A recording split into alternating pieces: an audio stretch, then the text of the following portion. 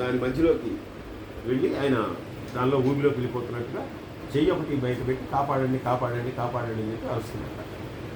అరుస్తుంటే సరే వెంటనే చాలామంది అక్కడ ఉన్న వాళ్ళు వెంటనే స్పందించి ముందుకు వచ్చి ఏదో రకంగా ఆయన కాపాడదాం అని చెప్పి చేయించి కాపాడదాం అని చెప్పి చిన్న గుంట చేయిస్తే బయటకు వచ్చేస్తాడు. ముసలాడే పెద్ద బరువు కూడా ఉండదు కాబట్టి అని చెప్పి వెళ్తుంటే ఈవిడంతా ఆయన నా భర్తే కానీ ఒకటి నియమనిష్ట కలిగినటువంటి ఆయన ఎందుకు బ్రాహ్మడికి వచ్చాడా అని అనుకోవచ్చు అందరికీ.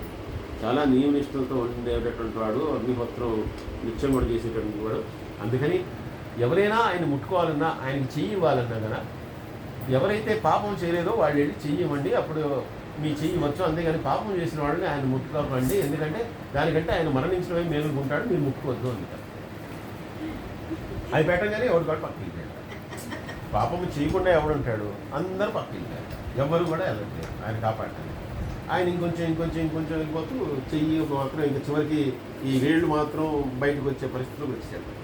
వస్తే ఒక స్త్రీ వచ్చి నేను కాపాడుతాను అంటే ఈవిడ వెంటనే ఆయన భార్య చెప్పారు కదా, ఇది దానికి రూల్ మరి, అందుకే ఎవరు రాలేదు ఇక్కడ, అందరూ వాళ్ళు ఎవరు చేయలేక కాదు, నువ్వు నిజంగా పాపం చేయలేదని. ఆవిడ ఎందుకంటే నేను వేస్ట్ చేయను, ఇంతకాలం నేను వేస్ట్ అభివృద్ధిలో ఉన్నాను, నేను పాపం చేయలేదంటే చేశాను నేను కూడా, కానీ నేను ఇస్తానంట.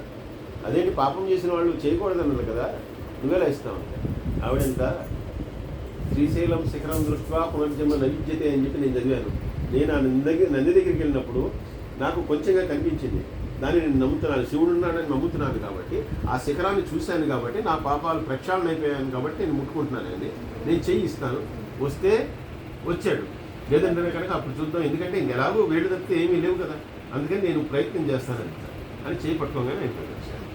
అంటే ఇది చెప్తూ నమ్మకం ప్రధానం.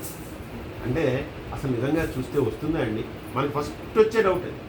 ఏదైనా ఒకటి చేయమంటే ఫస్ట్ వచ్చే డౌట్ ఏంటంటే నిజంగా వచ్చేస్తుందా, నిజంగా ఇది జరిగితే నిజంగా అది అయిపోతుందా, అసలు నీకు అవుతుందా నీకు ఎందుకు ఒక నమ్మకంతో ముందర చెయ్యి చేస్తే కనుక అయ్యేది అవుతుంది.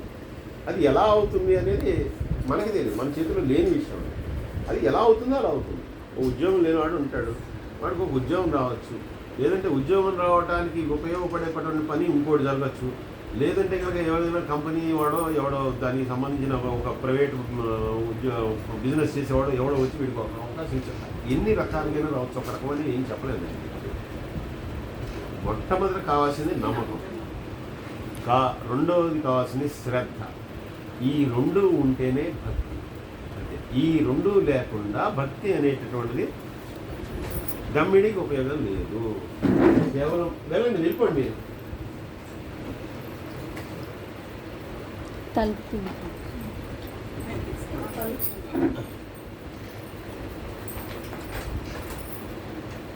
కేవలం మనం ఏదో డాంబికంగా పెద్ద పెద్ద పూజలు చేస్తాము, ఏదైనా హోమాలు